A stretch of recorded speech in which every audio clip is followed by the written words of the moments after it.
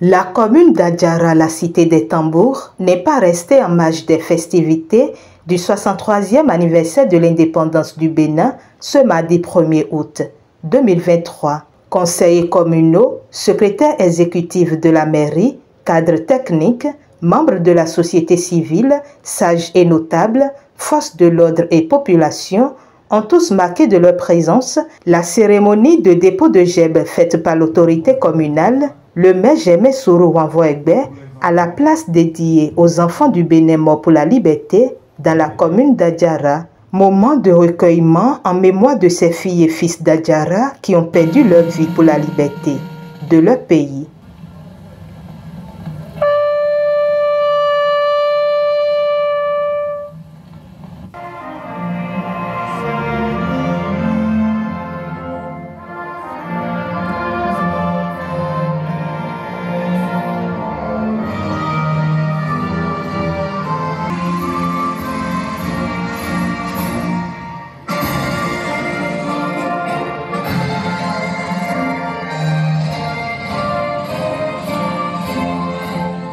Occasion pour le maire de s'adresser à ses administrés. Si nous sommes là aujourd'hui pour célébrer l'indépendance, c'est parce que des Béninois, des enfants d'Adjara, pour être plus précis, ont accepté de se sacrifier à travers des luttes pour revendiquer la liberté.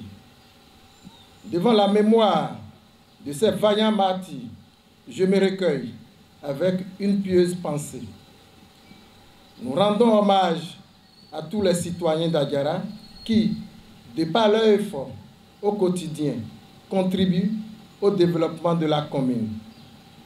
Le conseil communal vous en sait gré et encourage toutes les initiatives citoyennes qui apportent une plus-value à la commune d'Adjara, source de notre fierté collective. Chers collègues conseillers, Madame la secrétaire exécutive, distingués invités, il y a 63 ans, que le peuple béninois est libre d'avoir sa propre vision de développement, d'initier par lui-même des projets de programmes qui tiennent compte de ces réalités socio-économiques. Les gouvernements se sont succédés et nous savons bien là où nous avons échoué. Nous savons bien, en tant que citoyens et gouvernants, les succès engendrés pendant 63 ans de parcours. À l'âge de 63 ans, le Bénin est en pleine maturation avec des transformations majeures dans tous les secteurs et des réformes nobles qui lui permettent de célébrer dignement sa souveraineté. Le Bénin a finalement pris conscience de ses faiblesses et s'est résolu avec audace à se positionner sur l'échiquier des grandes nations. Adjara remercie le président Patrice Talon qui travaille inlassablement depuis 2016 à donner du contenu à notre indépendance. Nous sommes fiers de participer à cette dynamique dont nos populations sont bénéficiaires des retombées. La dynamique actuelle est celle d'un Bénin engagé et ambitieux qui assure le bien-être social aux générations actuelles et futures. Dans la commune d'Adjara, elle se traduit par la détermination du conseil communal à réaliser des projets significatifs en faveur de la population. De l'éducation à la santé, en passant par la sécurité publique, le sport, le tourisme, la culture, l'eau potable, l'électricité, la diplomatie locale, les infrastructures socio-économiques et même le soutien aux personnes indigentes, le conseil communal fait des efforts pour répondre aux besoins légitimes de la population.